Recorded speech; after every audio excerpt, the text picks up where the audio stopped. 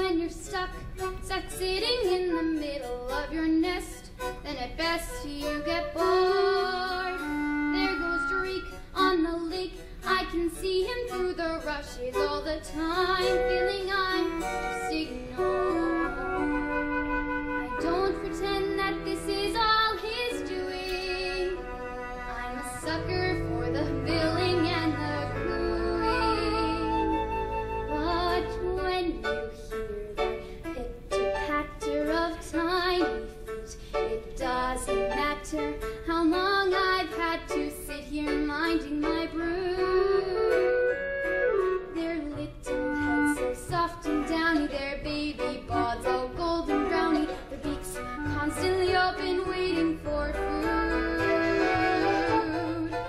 It's the joy of motherhood, those little ducklings